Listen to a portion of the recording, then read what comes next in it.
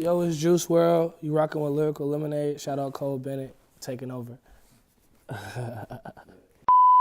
I was one of them dudes where I didn't really feel comfortable like venting to people about shit and like expressing what was going on. So I knew I wasn't the only nigga to feel that way. So I made music for other people to like a therapy session, bro, pretty much. And I was going through hella like relationship shit, and I was to a point where I'm like, I'm finna make a biased ass statement.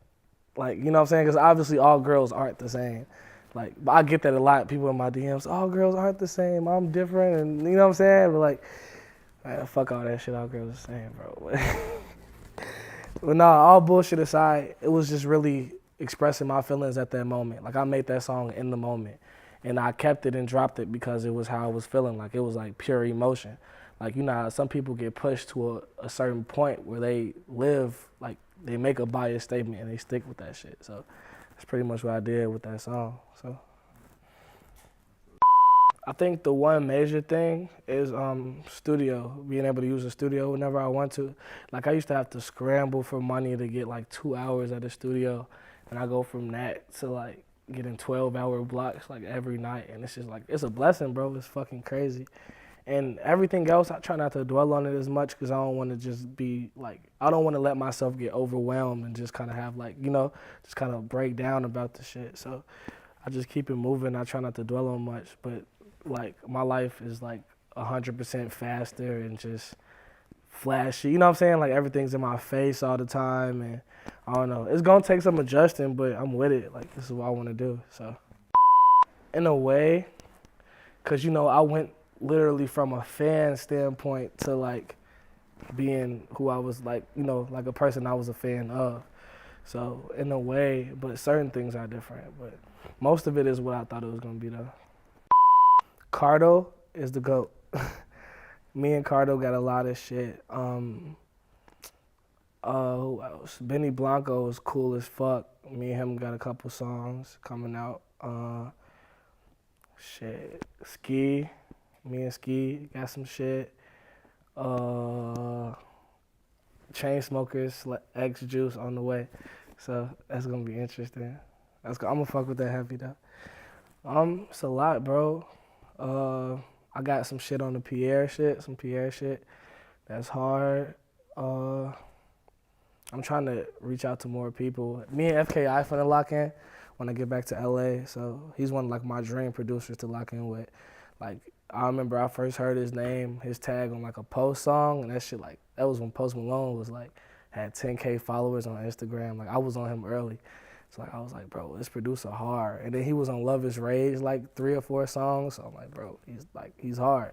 So I'm gonna lock in with him. I don't know, bro. It's a lot. It's a lot coming at once. A lot to look forward to. So I'm gonna keep it completely 100 with you. Like, I be having my homies and my friends in there, like, every now and then and shit, but I'd rather it be as few people in there as possible, just because of the environment is more peaceful, less distractions. There's certain people that I would like to be in there at all times, but it's only like 2 or 3 people I fuck with, like, you know, to be in there. And that's like, no offense to the homies or none of my friends that be there, but it's just like, that's not y'all atmosphere, you know? You can't go to a studio and act like you at a bar or at a party or some shit. It's work to be done, you know what I'm saying? So that's how I feel about that. I don't like necessarily going in there like completely solo though. Like, sometimes it's just, you know, you can feed off energy of others, you know, and the vibes in the room. So it's 2 or 3 people I like to have in there at all times, but besides that, not too many. I would tell myself to stay as far away from drugs as possible. Make sure to stay grounded with your family, and just don't give up. Because a year ago, I was finna quit this shit. Like, I wasn't finna quit this shit, but I was finna stop taking this seriously. Like, it was gonna be like a hobby instead of a passion, you know? Because, I feel like after a certain point in an artist, whether they want to admit it or not, if they're not seeing results, they're gonna start doubting themselves. And I took that shit to the max, so it was kind of all bad, but I'm glad I kept going because look, now, like, shit's paying off.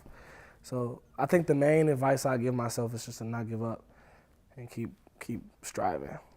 and stay sober. Don't get me wrong, they have, but at the same time, you gotta learn, like, it's like a fine line between having an influence and like letting the drugs like do you instead of you doing the drugs, like, cause it's so easy to get overconsumed and shit. And I don't care what nobody says, it's easy to get overconsumed in weed. I know people that were like hard working ass motherfuckers and started smoking. Now they sit on their couch and every $10 or $5 they get is going to the next, like gram or 0.5, whatever the fuck. So it's so easy to get overconsumed in this shit. But I mean, I kind of lucked out because I did know the fine line between like, just taking something to come up with some ideas or getting the vibe versus that being the lifestyle. And I just so happened to kind of edge my way out of that little mindset, but a lot of people don't. So I don't know. It's a balance to the shit, pretty much. I mean, she's like, I don't know, one of the proudest people ever. Like, she's like been my biggest supporter and cheerleader since birth. So I love her to death for that. And I mean, I'm trying to give her the world. That's part of the reason why I'm doing this shit. But yeah, she's always been a strong contributor to just my success and just making sure I had a nice school to go to and food on my plate. We not always on the same page. I'm more of a free spirit. She's kind of conservative, but she's starting to see, like, she's starting to just let me be me, And but yeah, she's always been there, always been helping me, and she's so happy for me now. She calls me all the time. Oh, I play your songs for my friends at work and stuff like that. It's cute. But yeah, she's most definitely like, she's like, I don't know, she's like the biggest supporter. For sure. I mean, I went through a lot of phases. I think I started exploring more music when I was in 4th grade, maybe 5th grade. I went through anything from the Beatles to like Skrillex. Like literally every genre. I don't think I was too much in the country like that, but everything else I pretty much was into it. Like heavy metal stuff to like the Devil Wears Prada, all the way back to like Fall Out Boy, just different things. And I think because when I first started recording and making music, I was rapping and I was just kind of trying to stick to just hip hop and rap or whatever, whatever was hot. And then I just decided, like, that's not gonna get me anywhere. So I just took a step back and walked into the shit as being myself. And that's just like a part of me. Like, it's like subconscious, So it's a blessing that I was, as a kid, I was looking through all the genres and listening to all the shit I was listening to. It's cool. And I like putting people on this shit. Like, some of my friends that I never would have thought would fuck with, like, Green Day and shit, I'll be putting their ass on, they be sending me snaps and shit of them listening to this shit. It'd be so funny. The main reason was to have more of a power push behind me, Honestly, I feel like I could have, either way it went, it would have been good. But I feel like this was like the smartest choice. And just some of the stuff that was presented to me during like the label meetings and stuff, it was certain things that I couldn't really refuse or not because it was like 100% real, and I felt that it would help me the best way. So that's why I took the label route. But yeah. At the end of the day, I like to make people happy. Like I like to spread joy. I like to make people happy. I like to create connections with music and, vibes and bring people together. And I think that's the main thing. That's why, like, you see me, like, when I be playing shit, I just be looking because I be like, I like seeing joy because it brings me joy, I'm not necessarily the most joyful person in the world, but that's one thing that does make me happy, making music, especially that other people could relate to and that makes them see, that makes them happy. It's like good energy. It's almost like the law of the universe type shit, you reciprocate the shit. So yeah, that's pretty much, that's the history behind that shit. The lowest point I was at, like emotionally, mentally, all that, was when I was having like relationship troubles at the same time. It felt like my music wasn't going to where I wanted it to go. And my grades were fucked up in high school, and it was time like to, for colleges to start looking at motherfuckers. and I wasn't on any like sports teams or none of that. So I'm like, bro, what the fuck am I gonna do after high school? Like, you know, and I'd be sitting in my room just going crazy over this shit. And it's weird because it's not like I didn't understand this shit. Like I used to, like my ACT score was high as shit. I got like a 24 or some shit. So like I was smart as hell. Being in school just wasn't for me. And my music in my head wasn't where I thought it should be. So it was just like, what the fuck do I do? And I didn't want to work no regular job or none of that shit. So I was literally just walking around and living my life in confusion, trying to figure out what was the next move. And something just told me to keep pushing music, just keep making music, keep making music. And that's kind of what led to me getting out of that hole and getting where I'm at right now. So my first piece of, like, I guess piece of music I'm dropping is gonna be like a love tragedy, I guess. I'm about to do like a whole little press run for the shit and just get everything put together. But it's gonna be, I think it's probably one of the best things I've put together.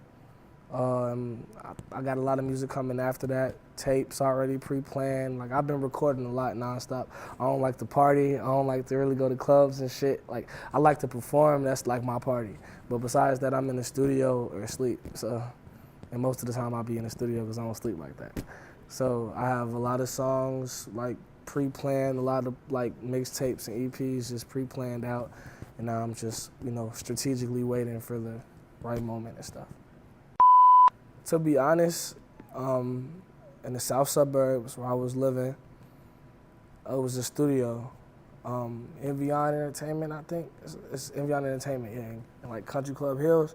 The owner of there, and like he was my engineer too. He pushed me through so much shit and helped me with so much and just really just kind of helped me set the pace for my shit. And even from the start, he was fucking with me heavy. He said he saw potential and all that. Like, I'll fuck with him forever for that shit. No bullshit. So if I had to name somebody that played that role, it was most definitely him. It's funny because no matter, like, my first performance, I was not nervous. I wasn't, like, completely confident, but I wasn't nervous. It's almost as if I, like, blacked out, and then I came back when the performance was over with. Like, it was just, like, adrenaline pumping, and I just, you know, I tried not to tense up, and I just ran it. Like, it was weird. It felt natural as fuck, though. So, I don't know. A lot of people say that some people have to practice, like, stage presence and, like, studio presence and stuff, but, like, all that stuff has come natural. Like, to me, it's like a blessing. But, like, I don't know. It was fun as fuck, though, most definitely. From Under a Cork Tree by Fall Out Boy. That was the first album I ever bought. I remember the first 5, low-key. From Under a Cork Tree, then Dookie by Green Day. And then I switched completely over and was like Thank Me Later by Drake. And then I think it was some Foo Fighters shit. And I know the last one was Escape the Fate, Dying Is Your Latest Fashion. That's my shit. I'm finna bump that after I leave. No bullshit.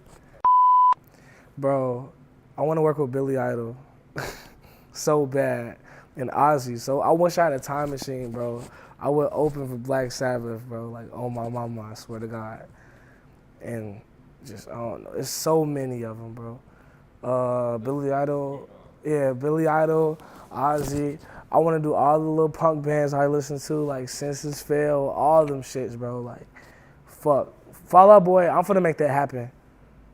I have to make that happen. So that will happen soon. As shit, I have to make it happen.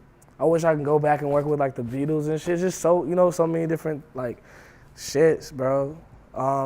There's this indie band. I don't know how big they are. I know they have a presence on SoundCloud. I don't know if you heard of them. Daywave. Have you heard of them? They're so fucking hard. Their music sounds like California in a song. Like just a sunny ass, palm tree ass state. Like they're hard as shit. Escape the Fate. Like Ronnie, like the lead singer, he hard as shit.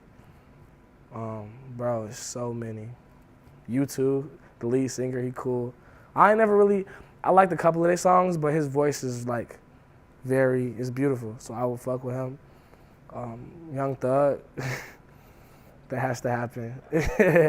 Future, that has to happen. That's another big influence, bro. Future is so fucking hard. I listened to Future for the first time when I was in 6th grade, and I remember asking my friends, like, you heard of this artist named Future? And they were like, nigga, you mean Odd Future? And I'm like, maybe I'm saying the name wrong. I go back to the crib, I'm like, Odd Future. Some whole different shit from Future, and I end up liking that shit anyway, so I end up fucking with that shit in like 6th grade. Like, I was on hella shit early, bro. No bullshit. But yeah, there's so many people. I want to work with Tyler, the Creator, too. Hell yeah, for sure. Success is me waking up every day and for me to do, like, me being able to do whatever the fuck I want comfortably without having to worry about anything. If I want to wake up and donate $10 billion to a charity, I can without having to feel like, damn, that shit just hurt my pockets. You know what I'm saying? Or if I want to live in fucking France for like 6 months. And, you know, just being able to literally do whatever the fuck I want comfortably and not have a worry. Make sure my family and all my close ones are taken care of. That's success in my eyes. In 10 years, I want to wake up in London, right? And then go back to like LA the same day and then pull off in like a McLaren and then go home and ride dirt bikes and then wake up and then go back to London. And then repeat. No bullshit. And then throw some studio time in there, I'll be straight. That's like the perfect life. But wherever I'm at, there has to be a Chick-fil-A. That's like, bro, what? Chick-fil-A is the best shit ever invented, bro. It's so fire. It's so fire. No bullshit. That's perfect life, though. Chick-fil-A, dirt bikes, London, studio, LA. Perfect life.